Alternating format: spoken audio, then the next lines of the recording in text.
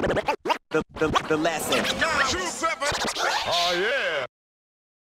Now, if I said to you, tell us like your golden era, like take it back.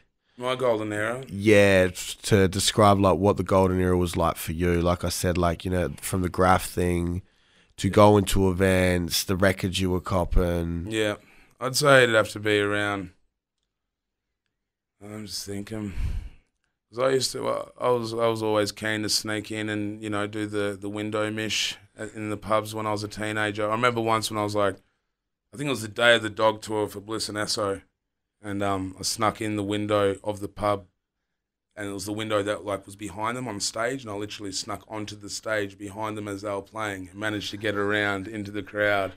And it took about half an hour. Someone recognised me and went, "Go on, get out of here." But yeah, that was my golden era. Would have been about, I'd say 2005 to 2008, 2009. Yeah. And that was through my late teens, and as I turned 18, was allowed to actually play at venues, and I used to do like the block party supports down there, and with Obese when it was in its full movement and everyone was joined together, and like, you know, tag along to those, and even if I couldn't get into the pub, I'd end up at the after party where everyone went. You know what I mean? And Yeah. I remember like fucking smoking a ridiculous amount of good hash.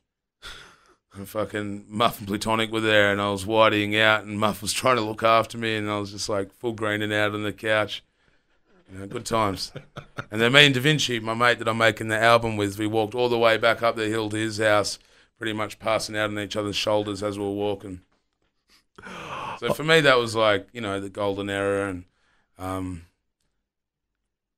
freestyle battles were, you know, awesome. Like, and as much as I love the pre-written ones, I suppose that's kind of why I've gone back to putting on the freestyle ones, is because the random things that happen on those nights that can get said in a battle, you can't script. You know what I mean? Yeah. Like, it's...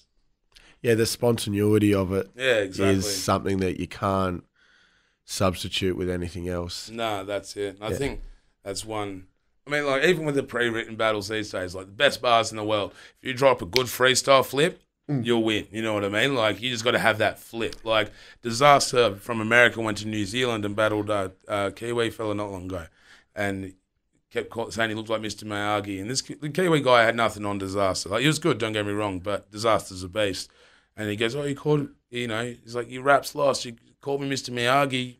Your eyebrows are getting waxed off." You know what I mean? And like, even Disaster was like, "Whoa," like blowing the fuck out. And like, that one flip instantly made that guy look on Disaster's level. You know what I mean? Yeah. Just because he had a good freestyle flip.